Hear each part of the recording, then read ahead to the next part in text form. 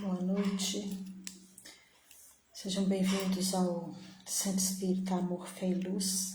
Estamos aqui falando da cidade de Araxá, Minas Gerais, e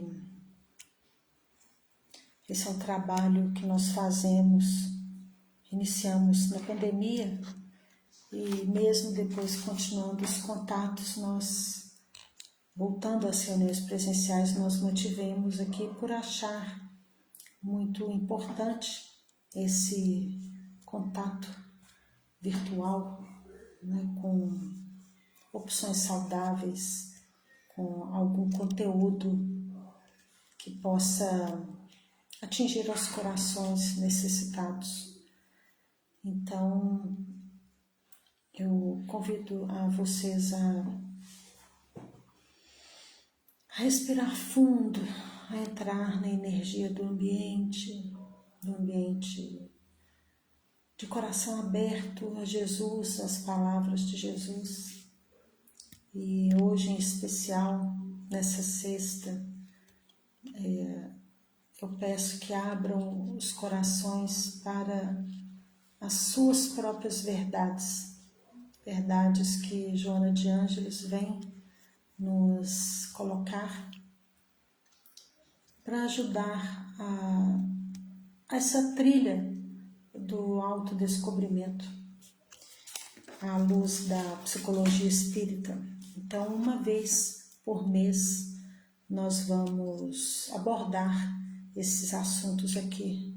Ju, boa noite, minha querida. Saudade de você. Não sei se tem mais alguém aí, mas aqui apareceu para mim só a Juliana. Bem-vinda, Ju. Bom, então nós vamos hoje, dentro do livro Jesus e a Atualidade, que é o livro número 1 de Divaldo Pereira Franco, né, pelo Espírito Joana de Ângeles, nós vamos abordar aqui o capítulo 5. Gasparina, boa noite, bem-vinda, minha amiga.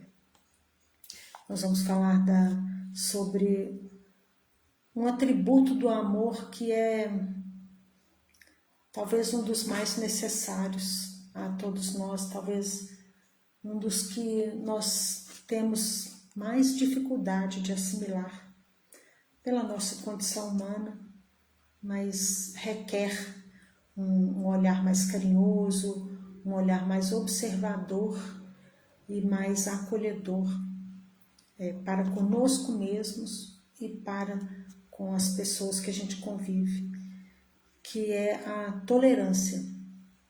Então, aqui, quando o capítulo aborda Jesus e a tolerância, já vem na nossa mente aquela paciência de Jesus, aquela benevolência, aquele olhar doce e meigo. Indistintamente, ele tinha esse olhar para as pessoas. Ele refletia essa luz, essa tolerância, esse carinho, aquela permissão de recomeço todos os dias, e ele tentava colocar isso nas atitudes dele, né? E nós ainda temos essa dificuldade. Claro que temos. Isso quer dizer que nós não temos esses atributos dentro de nós? Claro que não. Nós temos sim. Nós temos o mesmo amor dentro do nosso peito. Porém, o nosso amor ainda é adoecido. Então, todos os atributos do amor também, eles vêm meio atropeladinhos, né? Nós ainda não confiamos em nós o bastante para saber que nós temos muita luz, nós temos centelhas divinas dentro de nós. Então aqui, nesse capítulo, ele coloca para nós, Joana de Ângeles diz que a questão do julgamento das faltas alheias é um dos maiores problemas morais que nós enfrentamos hoje. E isso nos torna desumanos.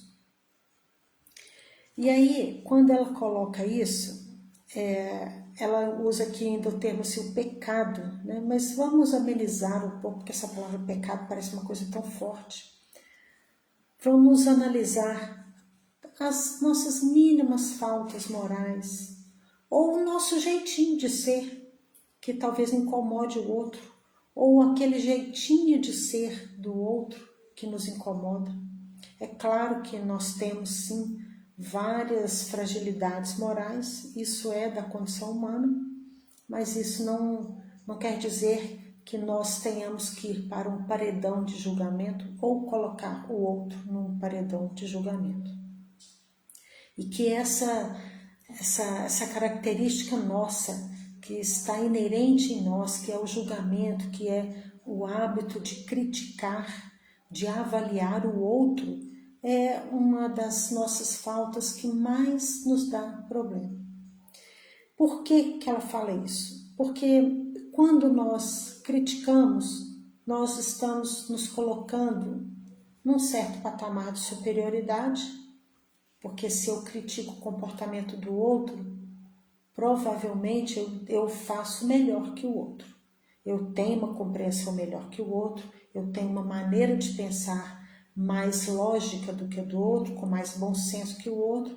Enfim, estou aqui e o outro está aqui. Isso aí me mostra um orgulho.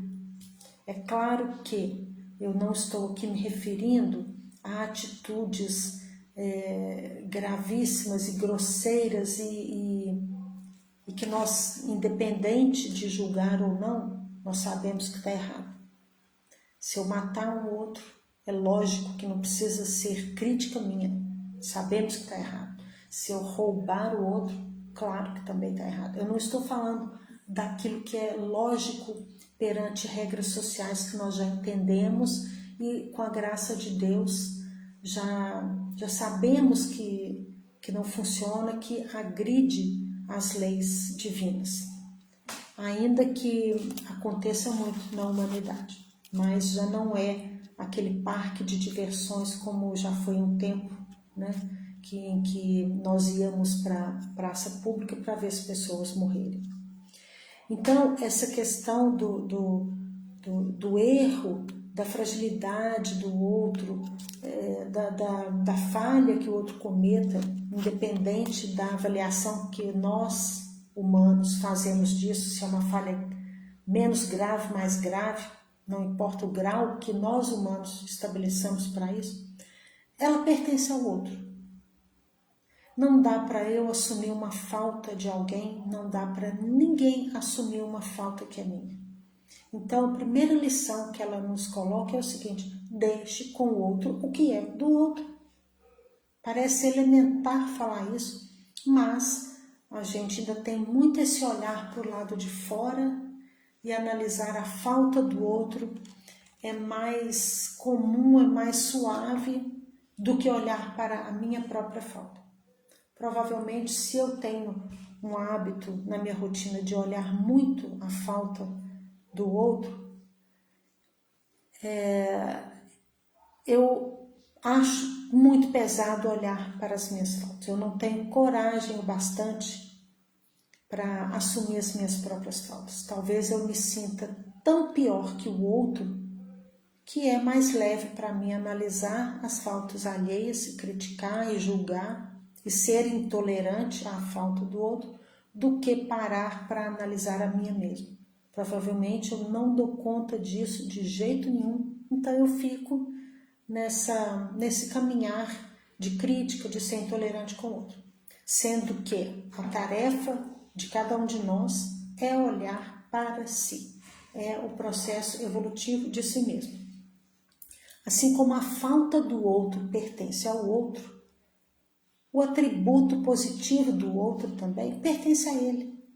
Eu não posso fazer nada com aquilo que eu vejo, com aquilo que eu invejo do outro, com aquela habilidade do outro que eu gostaria muito de ter e não tenho. Aí o nosso comportamento ele pode ter duas vertentes.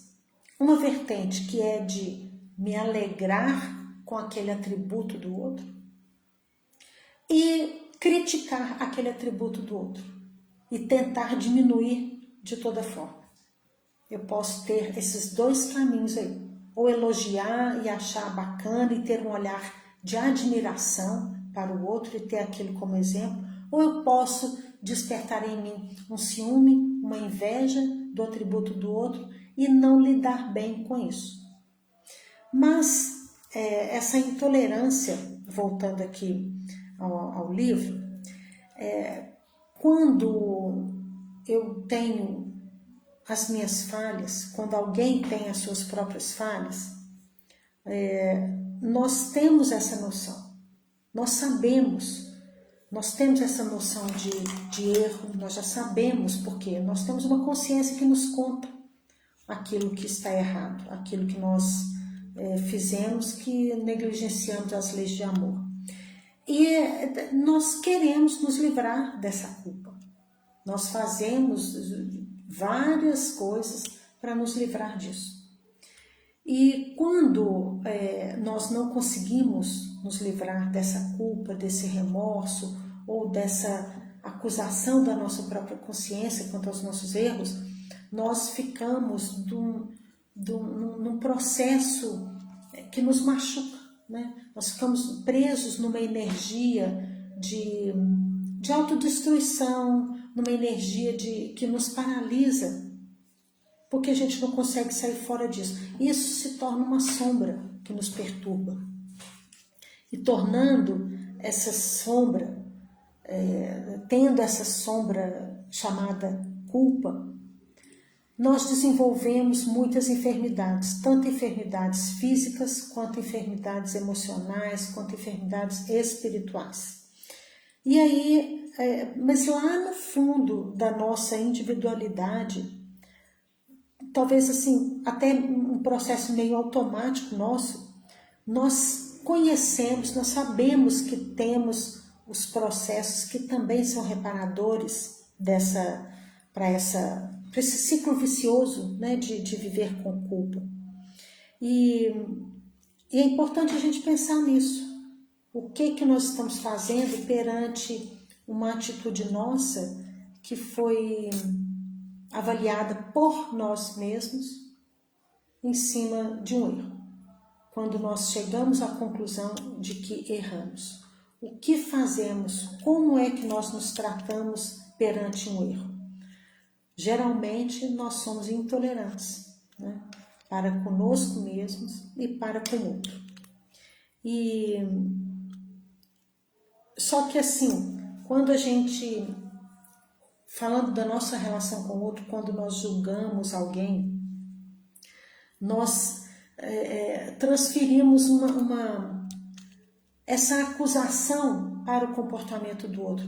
Como a gente tem muita facilidade de enxergar as faltas alheias, e sendo que as minhas, mesmo que seja de um jeito inconsciente, elas me incomodam muito, eu transfiro para o outro aquilo que está em mim. Pelo próprio processo inconsciente de tentar me livrar da culpa, eu tento exteriorizar isso, tirar de mim. Quando eu tento tirar de mim, normalmente eu jogo para cima de quem está mais próximo. E aí é aquela velha tendência, né, de ver no outro uma falha que está em mim. Nessa projeção que nós fazemos da falha do outro. E se é uma falha que se eu faço essa projeção no outro para me livrar desse tormento, se eu coloco no outro e critico esse outro, no fundo, de um jeito inconsciente, vou voltar a dizer, quem é que eu estou criticando? Eu estou sendo intolerante, na verdade, com quem? Se eu projeto no outro aquilo que está em mim e eu fico intolerante e critico o outro, eu estou criticando e sendo intolerante, no fundo, comigo mesmo. E aí, se nós percebemos, né, esse mecanismo de que eu estou julgando, e mesmo que não seja esse processo de transferir para o outro aquilo que está em mim, vamos supor, eu assisto na televisão esses noticiários de guerra que estão hoje, infelizmente, aí muito em alta. O que tem meu lá naquela situação? Que relação eu tenho com aquela situação que está lá do outro lado do mundo, em guerra, e eu aqui, bonitinha, na cidade de Araxá? Ah, não tem nada com isso? Tenho. De certa forma eu tenho sim. Se qualquer circunstância que eu veja, seja uma cena de filme, uma novela, uma música, uma notícia de jornal, uma notícia lá do outro lado do mundo, uma cena que acontece na minha frente, que me tocou demais, que mexeu comigo muito, que seja me trazendo sentimentos ruins ou seja me trazendo uma alegria muito grande, se desencadeou uma emoção forte em mim, ali tem algo meu naquela história. E que ligação que é? Ah, então as pessoas que estão morrendo assassinadas lá, e eu me toco com isso, quer dizer o quê? Que eu tenho um quê de assassino? Se nessa vida eu não assassinei ninguém, não tenho esse viés dessa moralidade a esse ponto, né? As minhas falhas morais podem ser por outros viés, não pelo assassinato. Aí a gente pode analisar pela seguinte forma: se eu não suporto ver alguém sendo morto, se eu não tolero a notícia de um assassinato, não tolero a notícia de um roubo, de maltrato com alguma criança, sei lá o que for, eu posso não ter diretamente nessa reencarnação algo a ver com isso. Mas provavelmente eu posso ter feito isso em outra reencarnação. E hoje eu não tolero ver, por quê? Porque me traz a culpa de um passado em que eu fiz esse ato. E que eu carrego, porque a gente carrega, né? É um somatório. Nós hoje, a nossa personalidade hoje, ela é um somatório das nossas reencarnações. Nós somos formados por isso. E nós trazemos sei lá o que aí para trás. Que graças ao véu do esquecimento, eu posso ter uma facilidade maior em ressignificar a vida, em olhar para frente sem ficar preso em culpa. Jesus sabe muito bem que nós temos essa dificuldade. E se não nos desse a bênção do esquecimento de passado, nós não teríamos a menor condição de ressignificar a nossa vida. Por isso nós precisamos de agradecer cada vez mais o véu do esquecimento para que a gente consiga olhar para frente. Isso não quer dizer que nós vamos ficar isentos das nossas fragilidades, das nossas falhas. Jamais ficaremos. Nós vamos corrigir pingo a pingo das nossas fragilidades e vamos seguir em frente com responsabilidade e não com culpa. E aí, nesse processo, né, onde nós julgamos essas ações que nós, no nosso olhar errante, consideramos que são incorretos, nós estamos projetando essa sombra para justificar a nossa visão de superiores, né, a outra pessoa.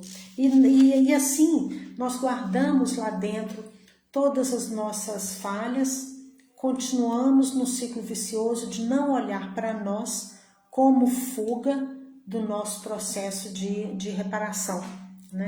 E aí nós mantemos nessa energia negativa. E outro detalhe também, que nós vamos aqui pensar na lei do retorno, que está lá no Evangelho, na lei de ação e reação, na lei das sintonias que nós entramos, né, com os nossos sentimentos, no plantio e na colheita, essas coisas todas que nós já sabemos. Então eu sei que se eu for intolerante agora com alguém, o que eu vou colher no futuro? Provavelmente uma intolerância comigo. se eu for impaciente, se eu for acolhedora com alguém hoje, provavelmente eu vou colher esse acolhimento. Se hoje alguém está numa fragilidade e eu estou no meu equilíbrio, amanhã eu posso estar em desequilíbrio e precisando de alguém que esteja em condições de me amparar. Porque a vida é essa troca, e essa troca precisa ser equilibrada. E aí, na lei de ação e reação, o que nós emitimos para o mundo hoje é o que nós vamos ter de volta, né? Pela sintonia e por tudo mais. Então, eu tenho consciência de que se eu for tolerante, eu vou poder merecer uma tolerância quando eu precisar. E aí, voltando aqui à questão dessa sintonia, né? Por que o meu olhar para o outro é de enxergar as faltas alheias, é de ser intolerante, é de criticar? Eu enxergo no outro, falando um pouco mais desse fenômeno da projeção, né? Eu enxergo no outro aquilo que está em mim. Então, se eu vejo lá aquela guerra que está me machucando tanto, aquela guerra está dentro de mim também, ou eu não me tocaria tanto com ela. Então, pelas vias de ser a culpada, a causadora dos males, ou pelas vias de ser aquela que está sofrendo o ataque de alguém, seja de um jeito ou de outro, eu estou sintonizada naquela situação. E segundo Joana de Ângeles, digamos assim, na questão não é uma questão de procurar culpados ou aqueles que estão sofrendo atitudes do outro. Não é uma questão de procurar quem está certo e quem está errado, mas sim de definir que naquela situação, seja estando certo ou não naquela vivência ali, os dois estão na mesma sintonia. Para ter um abuso de alguém, precisou de alguém ser abusado. Então, sabe aquela velha frase, é a fome com a vontade de comer?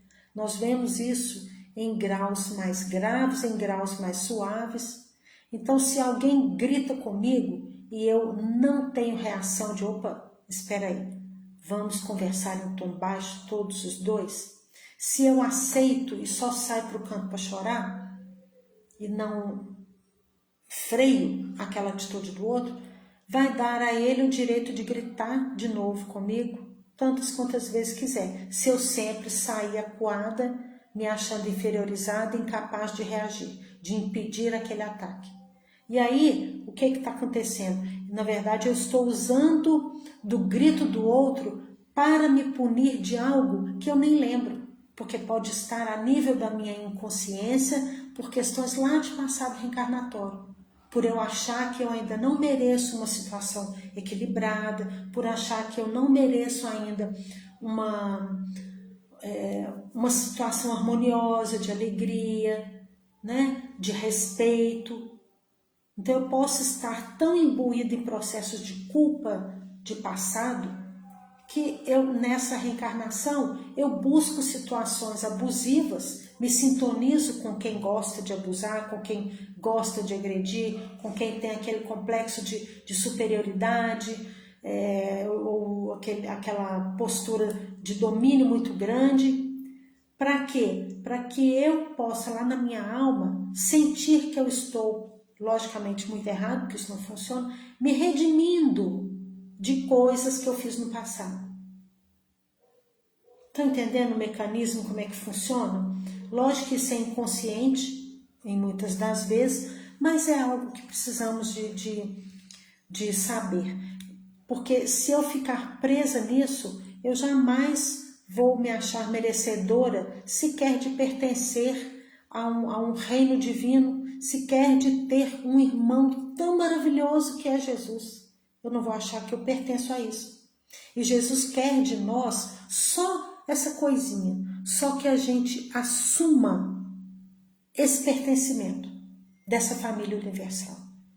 Ele não quer de nós a perfeição, mas que a gente assuma: eu pertenço a essa família divina, onde eu tenho um irmão, nada mais, nada menos que Jesus.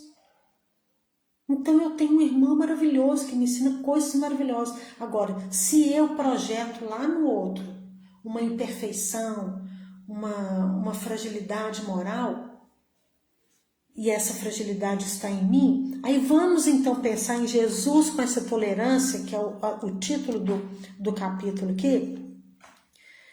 Nessa série aí que está passando, que está todo mundo amando essa série, ele dá muito esse exemplo. Olha características dos apóstolos. Se não são os nossos jovens de hoje, se não somos nós naquelas características ali, né? Onde a gente critica, onde a gente questiona, onde a gente debate, onde a gente perde paciência, onde a gente falta com os outros, onde a gente abusa.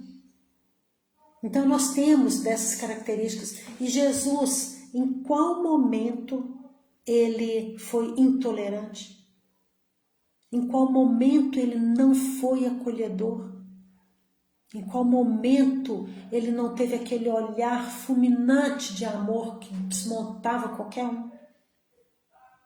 Por que que ele tinha esse olhar benevolente? Por que que ele olhava para nós, enquanto encarnados naquela época? Por que que ele cedia os braços acolhedores, sem julgamento? Por que que ele nos permitia enxergar a esperança e o recomeço todos os momentos?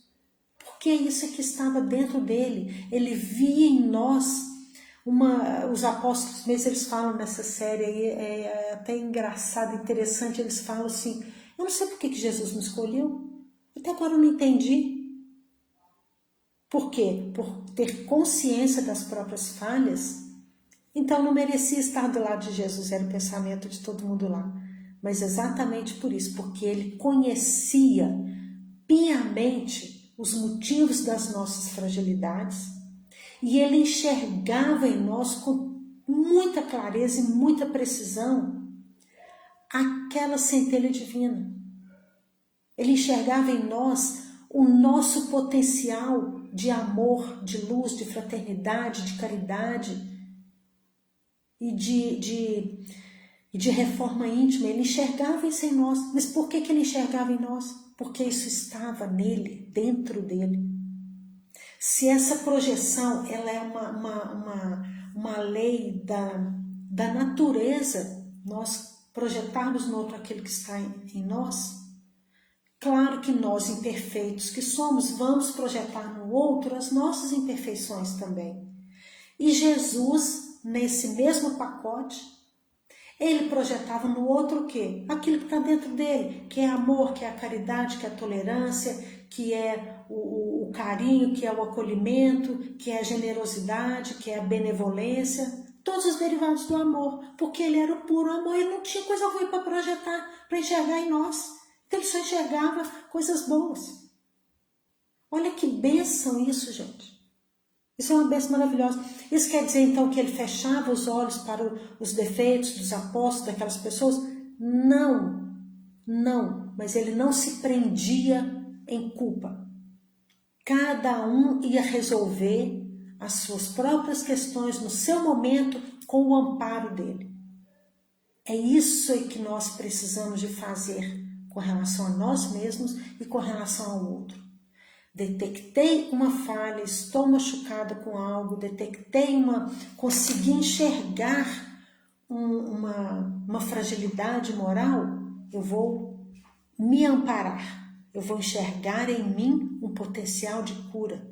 E eu mesma vou estabelecer comigo um contato generoso, para que eu tenha forças para vencer aquilo, e não para largar para lá, esquecer, ou fazer de conta que não aconteceu e cair na irresponsabilidade. Não é isso. Mas é enxergar que eu posso, eu mereço e eu tenho a permissão de reparar as minhas falhas. além de ter permissão para isso e viver uma certa leveza, eu tenho a obrigação, eu tenho a responsabilidade sobre esses atos.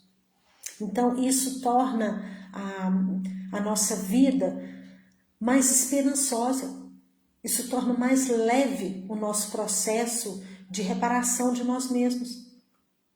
E aí, a partir do momento que a gente experimenta esse acolhimento, essa tolerância em nós vamos também nos beneficiar tanto com isso, que nós vamos querer isso para o outro, que nós vamos conseguir estabelecer esse processo mais suave em todas as nossas relações sociais. Desde que não sejamos doentes do ciúme e doentes daquela inveja que vira aqueles gigantes na nossa alma. Certo? Deixa eu ver as horas aqui, 8 horas. Bom, gente, então, nós, assim, aqui ele continua falando o seguinte, que Jesus sempre foi muito severo na educação dos julgadores da conduta alheia. E ele coloca assim, certamente há cortes e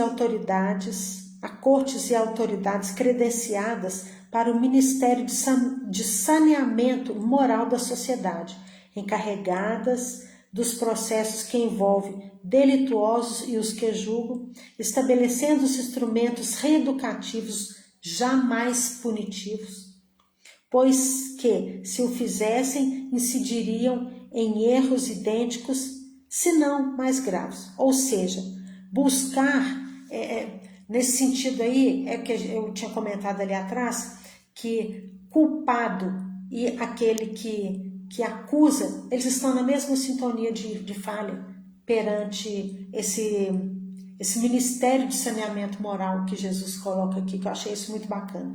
Então, não nos cabe ficar naquela postura de julgar, de achar quem é culpado, ou até de nos sentir culpados na história. Nós somos responsáveis na história.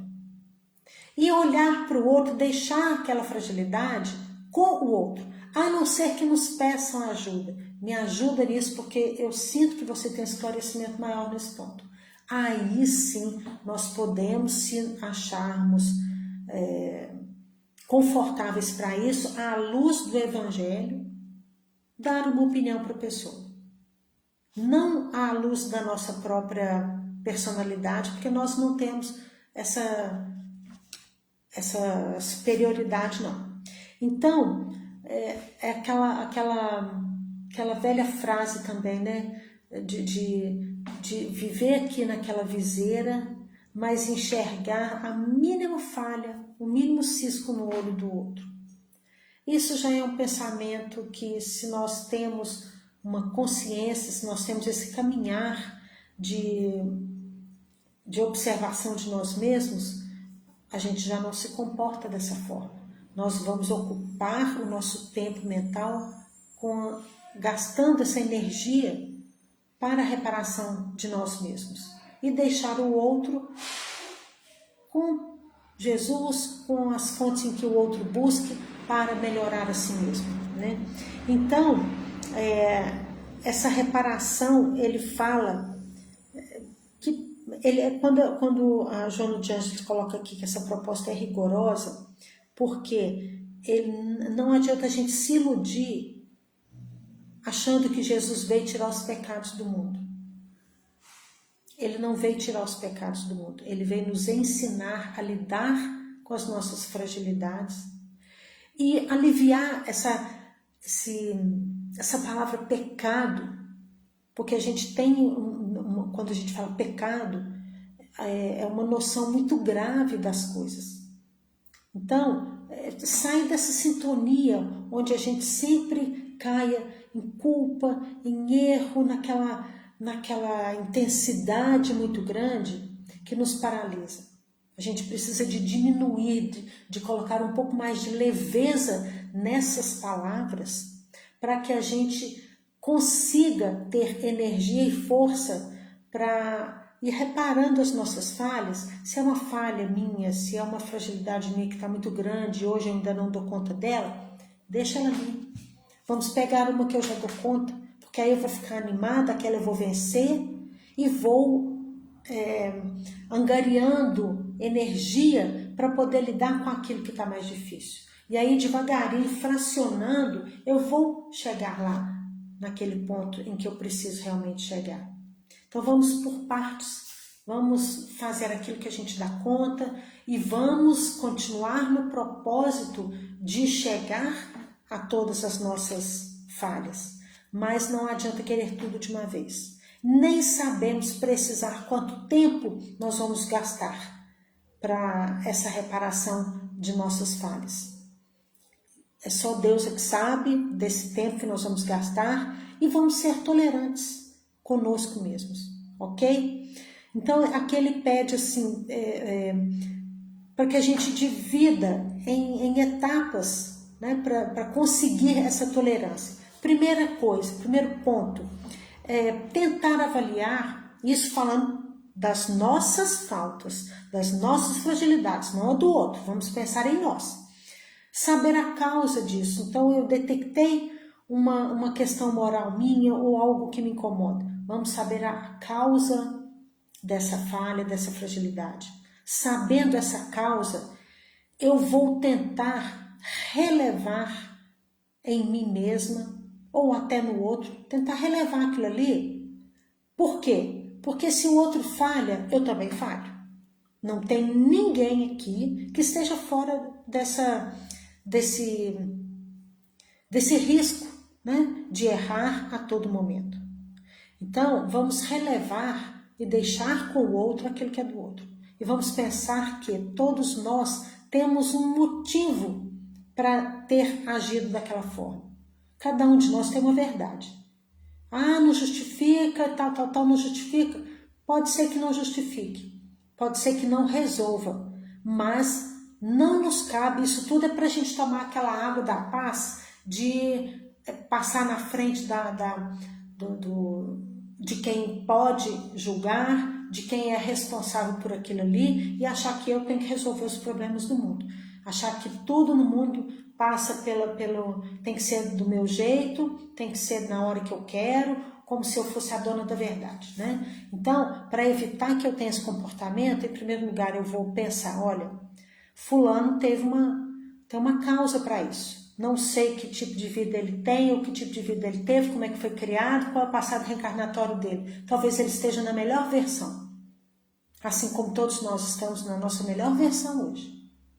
Então, seja lá com relação a nós mesmos ou com relação a outro, vamos buscar a causa daquele nosso comportamento, daquele nosso sentimento. Depois vamos relevar a nós mesmos e ao outro, para que a gente tenha tempo hábil para não fazer uma besteira, ou não pensar uma besteira, ou não ser impulsivos e atropelar mais ainda os fatos. E vamos dar um tempo para que a gente abaixe a poeira e consiga respirar e pensar com um pouco mais de calma para tentar harmonizar um pouquinho e pensar numa solução. Depois disso, que eu tentei relevar, eu já me acalmei, vamos então conversar, se for possível. Vou conversar com o outro ou vou conversar comigo mesma para tentar chegar num acordo, eu comigo ou eu com o outro. E aí sim passar para a etapa do próprio perdão. Por que a gente diz perdão? Nós ainda nos ofendemos muito. Então nós temos em livros, em histórias, né? Gandhi mesmo, mas você me perdoa então porque eu fiz isso. Não vou te perdoar porque eu não me senti ofendido. Né? E nós ainda nos sentimos muito ofendidos. Por isso a gente ainda tem necessidade de perdoar e de ser perdoados. Quando a gente já atingiu uma evolução um pouquinho melhor, em que nós não vamos nos sentir atingidos pelas palavras que os outros dirigem a nós, seja proposital ou não, nós não vamos nos ofender, não vamos sair da nossa harmonia emocional em função de nos sentir atacados. Então, não vai ter necessidade de perdão, a partir do momento em que eu não me senti ofendido. Mas ainda estamos muito vulneráveis às situações e nós nos desequilibramos fácil, por isso a gente ainda precisa de perdoar. Então vamos ter compaixão com quem cai, seja esse alguém eu mesma, né? A nossa consciência fala, não precisa ninguém falar, ó, você errou. A própria consciência já fala isso para a pessoa. Vamos ajudar aquele que está em queda, porque hoje eu vou ajudar a quem está em queda, amanhã eu posso quedar e precisar de quem me estende a mão. E a própria fragilidade, a nossa própria fragilidade já acusa, já é um próprio processo de punição. Vamos tolerar aquela pessoa que está infringindo alguma lei de amor, porque se a gente não tiver esse olhar, essa tolerância, nós vamos colocar mais lenha na fogueira e isso piora a situação. Então a tolerância que nós utilizarmos hoje para amparar alguém é a mesma tolerância que no dia de amanhã, quando chegar a minha vez de necessitar de tolerância, eu vou ter. Então eu dou a medida, eu recebo a medida que eu dou. Aí vem a oração de São Francisco nos dizendo isso muito claramente. É dando que se recebe. Então o que nós estamos dando ao mundo é aquilo que nós vamos ter de volta, ok? Bom, nosso tempo venceu. Eu agradeço muito a vocês aqui presentes, quem vai ver depois também, espero que tenham colhido, né? Pelo menos assim, despertado uma vontade interior de pensar nessa questão desse atributo tão importante que é a tolerância. Né? Como é que eu estou agindo? Eu estou sendo tolerante? Em que situação eu já consigo ser tolerante? Ou em que situação eu não consigo nem pensar em ser tolerante? Avaliar. Né? Avaliar e colocando cada situação no seu lugar para que a gente possa, assim, é como se a gente estivesse separando os objetos de uma casa para organizar. Aqueles ali tá fácil de eu limpar, de eu organizar, então eu vou organizar. Esses aqui ainda tá muito perturbado para mim, não sei ainda o que eu vou fazer com esse conteúdo, então eu vou guardar ele um pouquinho. Mas vou organizar esse lado de cá. Ou seja, braço cruzado nunca. Sempre no processo de movimento para melhorar a nossa condição moral. Seja de um jeito pequeno ou não, seja de um jeito lento ou não. Importa que estejamos nesse movimento, ok? Então vamos fechar os olhos. Agradecer a Joana de Ângeles esse momento de esclarecimento tão importante sobre um atributo tão necessário a todos nós. Agradecemos aos mentores por nos ajudarem nesse trabalho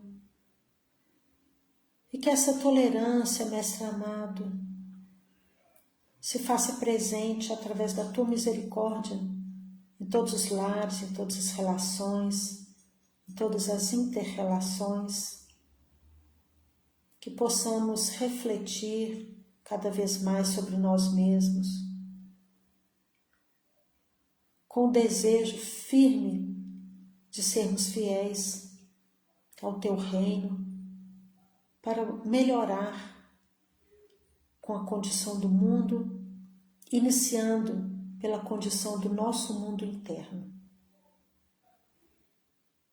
Te pedimos a bênção para esse final de semana, com a fluidificação das nossas águas, dos nossos lares, dos hospitais, dos asilos, das creches, das águas dos lares de encarnados e desencarnados, onde quer que tenha um familiar nosso, que ali esteja a Tua luz. Leve a todos os familiares, encarnados ou não, o nosso amor eterno, a nossa saudade, a nossa lembrança e o nosso desejo de continuarmos no processo evolutivo onde quer que estejamos. e estamos juntos, ligados pelos laços do amor e da reparação. Graças te damos, Mestre amado. Gratidão, Joana de Ângeles, por tantos ensinamentos maravilhosos. Gratidão, Eurípides Barçanufo e toda a sua equipe que nos assiste. Que assim seja. Bom, muito obrigada a todos. Fiquem todos com Deus. Tenham um ótimo final de semana em família, com a paz de Jesus em nossos lares. Muito obrigada, uma ótima noite.